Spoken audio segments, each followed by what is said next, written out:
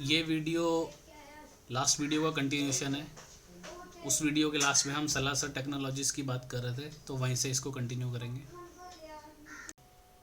मतलब institutional money कह सकते हैं, FII कह सकते हैं, DII कह सकते हैं, म्यूचुअल फंड, HNI, कुछ भी बोल सकते हैं।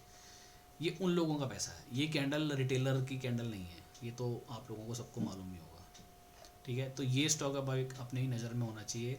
एक वॉच लिस्ट आपके पास होनी चाहिए सिंगल कैंडल के नाम से, और उसमें इस तरह के स्टॉक सेट होने चाहिए जो सिंगल कैंडल से सारे टाइम फ्रेम का 200, क्योंकि 200 EMA अपने आप में एक बहुत बड़ा लेवल है, ऊपर की तरफ भी नीचे की तरफ भी। अगर स्टॉक ऊपर से नीचे आ रहा है तो वहाँ सपोर्ट का काम करता है, नीचे से ऊपर आ रहा है तो रेसिस्टेंस का काम करता है। तो अगर 4 टाइम फ्रेम का रेसिस्टेंस एक ही साथ ब्रेक हो रहा है तो इस आप समझ सकते हो कि स्टॉक्स में आने वाले दिनों में कितनी अच्छी पॉसिबिलिटी हो सकती है। एक ये स्टॉक था कोल्टे पाटिल। इस स्टॉक में आई थिंक इस जोन में कहीं पर सिंगल कैंडल सेटअप बना था, और मैंने शायद ट्विटर पे, या मुझे ध्यान नहीं आ रहा, कहीं पर मैंने अपडेट भी किया था, और उसके बाद आपने देखा था ये एकदम फास्ट मूवमेंट लेके गया था स्टॉक। ठीक है, तो ये स्टॉक आपकी नज़र में होने चाहिए सिंगल कैंडल वाले। लेकिन उसी दिन बाय नहीं करना है इनको, बाय सेम डे नहीं करना है इनको, वेट करना है कॉन्ट्रैक्शन का छोटे टाइम फ्रेम में। ठीक है, तो ये हो गया एक मोमेंटम इन सिंगल कैंडल। उसके बाद अपन आते हैं, एक ये है स्कैनर सुपर स्ट्रॉन्ग। अब इसमें कौन से स्टॉक मिलेंगे ये देखते हैं अपन। इसमें आपको सारे बुलिश स्टॉक मिलेंगे, क्योंकि इसकी मैंने जो कंडीशंस डाली है मैं एक बार आपको ये एक्सप्लेन कर देता हूँ। ये इसके अंदर में स्टॉक्स जो है हमारा 52 वीक हाई से 25% या उससे कम नीचे होना चाहिए, और 52 वीक लो से 50% ऊपर होना चाहिए। ठीक है, 50 की एवरेज 200 की एवरेज से ऊपर होनी चाहिए, ये वॉल्यूम्स की कंडीशन हो गई। और स्टॉक 50 और 200 दोनों EMA के ऊपर होना चाहिए, और मंथली का 200 EMA पिछले महीने के 200 EMA से ऊपर होना चाहिए, और पिछले महीने का 200 का EMA उससे पिछले महीने के 200 की EMA के ऊपर होना चाहिए, यानी कि स्टॉक ट्रेंडिंग होना चाहिए। ठीक है, इसका मतलब क्या होगा कि स्टॉक ट्रेंडिंग होना चाहिए, लास्ट 2 महीने से स्टॉक एक अच्छे खासे ट्रेंड में चलता होना चाहिए, और उसका जो मंथली हाई है वो पिछले 6 महीने के हाई के ऊपर होना चाहिए, पिछले 6 महीने का हाई उसके 1 साल के हाई के ऊपर होना चाहिए, और पिछले 1 साल का हाई उसके पिछले 1.5 साल के हाई के ऊपर होना चाहिए, और RS पॉजिटिव स्टॉक होना चाहिए। अब वैसे इतनी कंडीशन होने के बाद स्टॉक RS पॉजिटिव तो होगा ही होगा, फिर भी ये कंडीशन मैंने इसमें ऐड कर दी है। ठीक है, तो अब इसमें ये देखो आपको कितने स्टॉक्स मिले। ये स्टॉक्स आपको 51 स्टॉक्स में। अब ये 51 स्टॉक्स जो है ना, ये सारे स्ट्रॉन्ग स्टॉक्स हैं। मैं एक एक बार चार्ट दिखा देता हूँ इनमें से कुछ स्टॉक के आपको, जैसे लिंडे इंडिया।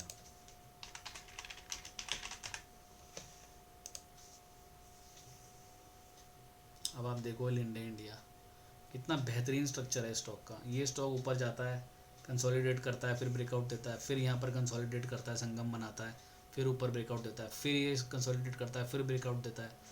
तो ये बहुत प्यारा स्ट्रक्चर है, और ट्रेंडिंग स्टॉक जैसे मैंने बताया कि स्टॉक ट्रेंडिंग होना चाहिए। ठीक है, बटरफ्लाई,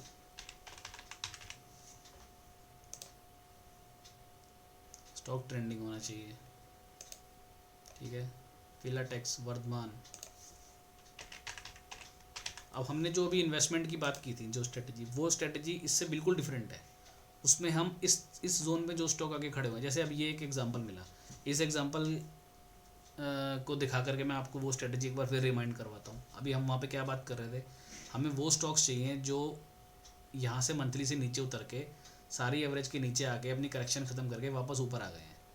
अब जो स्टॉक्स यहाँ खड़े हैं, अभी बेसिकली हमें इन्वेस्टमेंट के लिए वो स्टॉक्स चाहिए जो यहाँ खड़े हैं, और फिर जो उनके पीछे एरियाज हैं रेजिस्टेंस वाले, वो ब्रेक होंगे तो हमें उनमें एंट्री करनी है। तो ये उस तरीके का स्टॉक है। ठीक है, सो अब ये है, ये भी ट्रेंडिंग स्टॉक है। अब मैं ये सारे ट्रेंडिंग स्टॉक आपको दिखा क्यों रहा हूँ, क्योंकि आप बोलोगे यार ये तो काफ़ी बढ़ चुके हैं, अब इनमें कहाँ एंट्री करनी है, क्या करना है, तो वो मैं आपको बता रहा हूँ। ठीक है, ये सारे आपको उस तरीके के स्टॉक मिलेंगे जो कि ट्रेंडिंग स्टॉक रह चुके हैं। जगसोनपाल, मिंडा, फ्लोरोकेमिकल, ये सब आपने नाम सुने होंगे।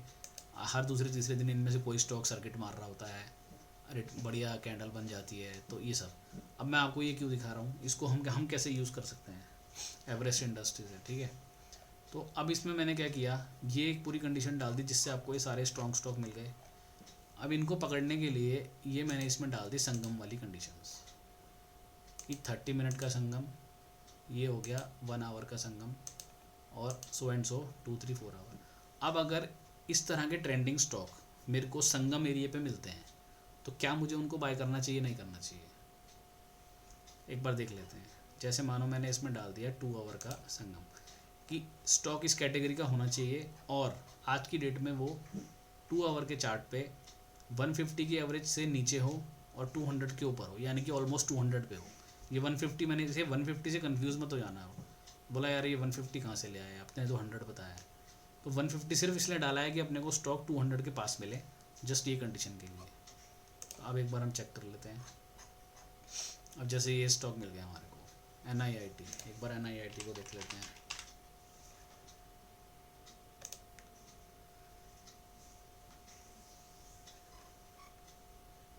अब ये ट्रेंडिंग स्टॉक है, ठीक है, यहाँ से ब्रेकआउट करके निकला था और आज हमारे को कहाँ मिल रहा है, 2 आवर के संगम पे या 2 आवर के 200 EM के पास, ठीक है। तो अब ये क्या आपको लगता है ये 2 आवर का संगम है? नहीं लगता ना, क्योंकि 200 के नीचे जा रहा है। तो अपन एक बार बड़े टाइम फ्रेम पे जाएंगे, 3 पे जाएंगे, 4 पे जाएंगे। अब मेरे को 4 पे आके समझ में आया कि यार ये 4 आवर का संगम है, ठीक है। अब ये स्टॉक मेरी वॉच लिस्ट में हो जाना चाहिए कि जब भी ये सारी एवरेज इसमें स्क्वीज़ हो जाएंगी और ये ऊपर की तरफ ब्रेकआउट देगा तो मैं इसमें एंट्री कर जाऊँगा, क्योंकि स्ट्रॉन्ग स्टॉक्स को मेरे को हमेशा 200 EM में पकड़ना है लोअर टाइम फ्रेम के। हमें एक्सपेंशन में स्टॉक को नहीं पकड़ना है, हमें स्टॉक्स को पकड़ना हमेशा कॉन्ट्रैक्शन में है, ठीक है।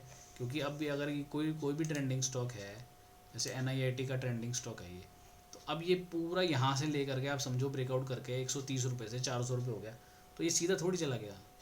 ये जो इसने कॉन्ट्रैक्शन बना रखा है, ये देखो जुलाई से लेकर के और ये नवंबर तक, ये किसी न किसी टाइम फ्रेम का संगम है। आप समझ रहे हो, मैं आपको दिखाता हूँ।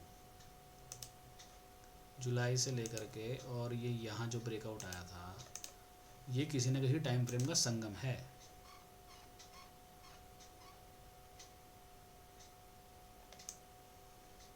ये आप देखो अभी,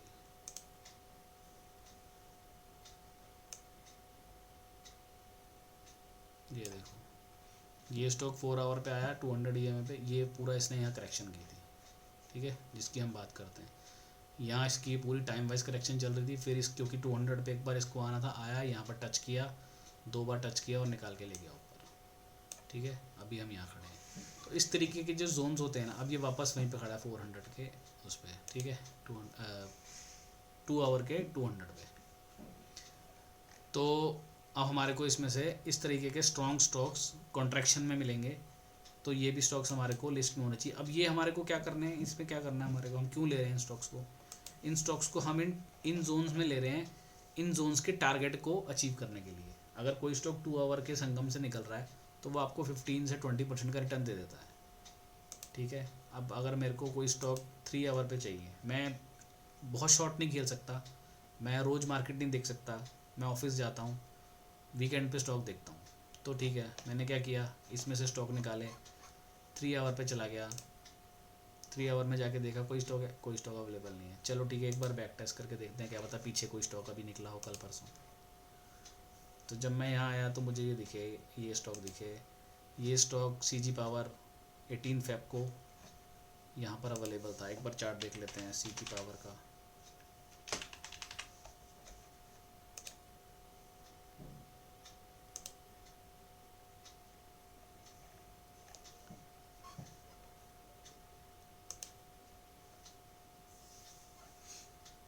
ठीक है, अब ये देखो, ये आपको 3 आवर का संगम बना रहा है और यहाँ से इसकी करेक्शन स्टार्ट हुई है। अब तो 3 आवर का संगम बनाने का मतलब हो गया 3 साढ़े 3 महीने। तो अभी जनवरी से इसकी करेक्शन स्टार्ट हुई है, तो जैन टू फेब मार्च अप्रैल, अप्रैल के आसपास इसकी करेक्शन कंप्लीट होने के चांसेस हैं, पॉसिबिलिटी है, अगर ये इसको ब्रेक करके नीचे नहीं आता है तो, ठीक है। अगर ये यहीं पे अपनी करेक्शन शुरू कर देता है तो अप्रैल तक इसकी करेक्शन कंप्लीट होने के चांसेस हैं। अब तो जब अप्रैल में इसकी करेक्शन कंप्लीट हो जाएगी, उसके बाद हम लोग यहाँ पर एक ट्रेंड लाइन लगा करके, या उस समय अगर हमारे को कोई डाउनवर्ड ट्रेंड लाइन मिल रही होगी या हॉरिजॉन्टल मिल रही होगी वो हम लगा करके, और फिर उसके बाद जो भी हमारे संगम के रूल्स हैं 200 पे पहली एंट्री, दूसरी एंट्री ब्रेकआउट के बाद, वो करके हम फिर इसको प्ले कर सकते हैं। तो ये अब हमारे को बेसिकली एक मेथड मिल गया या पूरा एक सिस्टम मिल गया कि हमारे को स्ट्रॉन्ग स्टॉक्स को कहाँ पकड़ना होता है और उनको हमें अपनी वॉच लिस्ट में कैसे ऐड करके रखना है। तो ये स्टॉक्स अब आपकी वॉच लिस्ट में होने चाहिए। जैसे अब आपने एक लिस्ट बनाई सिंगल कैंडल वाली, दूसरी एक वॉच लिस्ट आपने बना ली सुपर स्ट्रॉन्ग के नाम से। सुपर स्ट्रॉन्ग में जो स्टॉक्स हैं वो संगम एरिया पे मिल रहे हैं, तो वहाँ एक आपने वॉच लिस्ट बना दी। फिर जब वो उस जोन को ब्रेक करके निकल रहे होंगे तो आप उसमें बैठ सकते हो। 3 आवर का संगम का स्टॉक है तो आपको 30% का रिटर्न दे देगा ये। और एक चीज़ और है, जितना टाइम ये संगम बनने में लगता है उस टाइम फ्रेम का जो टारगेट होता है वो उससे कम टाइम फ्रेम में अचीव हो जाता है। जैसे अगर ये 3 आवर का संगम बनने में इसको 3-4 महीने लग गए, तो जब वो ब्रेकआउट करके निकलेगा ना तो बहुत तेज़ी से निकलेगा। फिर वो टारगेट अचीव करने में 3 महीने नहीं लगाएगा, फिर वो आपको 30% का टारगेट 1 ही महीने में दे देगा, 1.5 महीने में दे देगा, 3 महीने नहीं लगाएगा। ठीक है, तो ये पूरा मेथड हो गया। तो इस तरीके के स्ट्रॉन्ग स्टॉक्स को संगम में पकड़ने के लिए हम यहाँ पर ये सब चीज़ें चेक कर सकते हैं। अब 4 आवर पे देख लेते हैं कोई स्टॉक मिल रहा है क्या अभी। अब 4 आवर पे हम आए तो हमें ये एक स्टॉक मिला SHIL 16 Feb को। देखते हैं SHIL।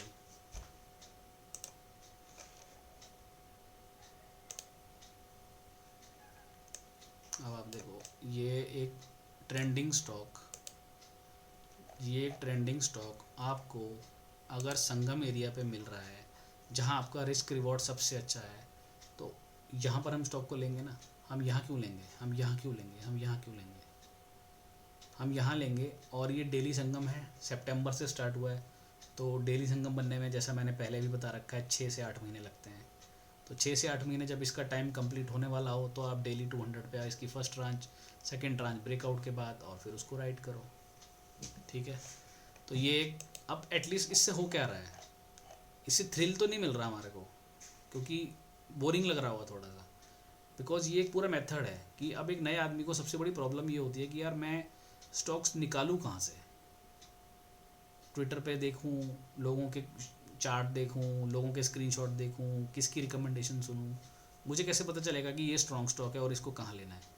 तो अब उसको एक सिस्टम समझ में आ गया कि ये स्ट्रॉन्ग स्टॉक्स की लिस्ट है, उसमें से ये स्टॉक इस एरिया पे खड़ा हो तो मुझे बाय करना होता है, और इस एरिया से ब्रेकआउट करके निकलेगा तो उसमें मेरे को घुस जाना होता है।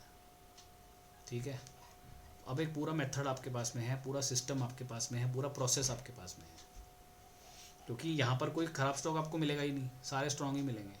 इसमें कंडीशन उस तरीके की है, और जब स्ट्रॉन्ग मिलेंगे तो उसको हम कॉन्ट्रैक्शन पे पकड़ रहे हैं, वहाँ हमारा रिस्क है वही 5%, 8%, 10%, और आने को 30%, 40%, 50%। तो यही अपने को चाहिए, और क्या चाहिए।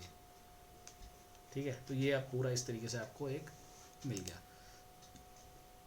जिनको 10-15% वाला ट्रेड चाहिए होता है वो 1 आवर को ऑन करके चेक कर लो, 1 आवर पे कौन कौन से स्टॉक हैं। अभी फिलाटेक्स है, वेदांता है, VIP है, एक बार देख लेते हैं VIP।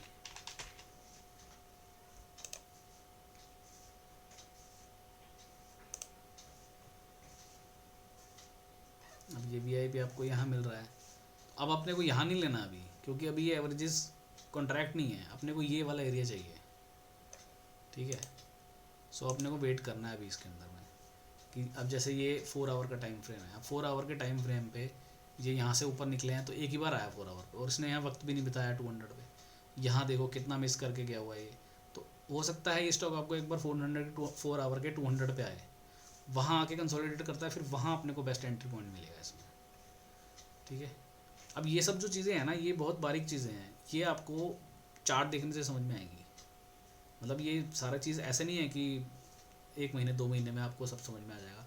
चार्ट देखने पड़ेंगे इसके लिए, हिस्ट्री देखनी पड़ेगी, पीछे जो स्टॉक ब्रेकआउट करके गए हैं उनमें कैसे पैटर्न बने थे, तब क्या हुआ था, ये सब चीज़ें आपको देखनी पड़ेंगी। धीरे धीरे धीरे धीरे प्रैक्टिस करते करते आप परफेक्ट हो सकते हो या अपनी एक्यूरेसी को बढ़ा सकते हो।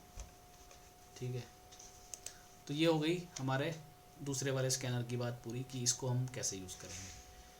अब हमने पहले बात कर ली यहाँ पर इन्वेस्टमेंट के लिए स्टॉक कैसे खोजेंगे। यहाँ हमने बात कर ली वो स्टॉक जिनमें आने वाले दिनों में मोमेंटम बन सकता है। क्यों? क्योंकि उनके सभी टाइम फ्रेम के रेसिस्टेंस एरिए एक ही सिंगल कैंडल ने ब्रेक किए हैं, यानी कि उसमें पीछे से बहुत बड़ा पुश आया है, बहुत बड़ा पैसा उसके अंदर एंटर किया है। ठीक है। तीसरा हमने बात कर ली जो स्टॉक्स हैं जो अभी ट्रेंडिंग हैं, ऑलरेडी पीछे से ट्रेंडिंग चल रहे हैं। यहाँ पर हमने बात की थी जो अभी ट्रेंड में आएंगे, जिनमें आज पैसा डाला जा सकता है। ये वो स्टॉक्स हैं जो पीछे से ऑलरेडी बहुत बड़े ट्रेंड में चल रहे हैं, और वो कहाँ कहाँ के रुकेंगे, कौन कौन से स्टेशन पे आके रुकेंगे, कहाँ उनमें हमें घुसना है। तो ये तीनों डिफरेंट चीज़ें हो गई, ठीक है। उसके बाद हम बात करते हैं ये बाकी के 3 स्कैनर की। तो अभी ये वीडियो 46 मिनट की हो चुकी है, इस वीडियो को मैं यहाँ ख़त्म कर रहा हूँ, ठीक है। इसके बाद इसके आगे की बात नेक्स्ट वीडियो में करूँगा, जिससे कि एक बहुत बड़ी वीडियो लेंथी ना हो जाए। तो आप भी इसको पार्ट पार्ट में देख लेना। तो ये फर्स्ट पार्ट मैं यहीं ख़त्म कर रहा हूँ। और जो लोग अभी तक हमारे टेलीग्राम ग्रुप में नहीं हैं, वो लोग ग्रुप को प्लीज़ ज्वाइन कर लो।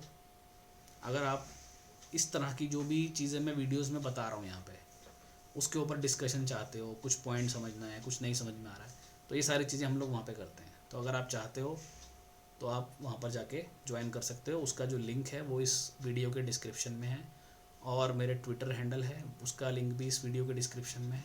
तो अगर आप चाहो फ्यूचर डिस्कशंस के लिए, क्वेरीज़ के लिए, तो आप मेरे से कनेक्टेड रह सकते हो, टेलीग्राम ग्रुप में भी और ट्विटर पे भी, ठीक है जी। So okay, thank you. अभी ये आगे के जो 3 स्कैनर हैं इसकी बात करेंगे नेक्स्ट पार्ट में। तो चलिए नेक्स्ट पार्ट पे चलते हैं, वहाँ बात करते हैं।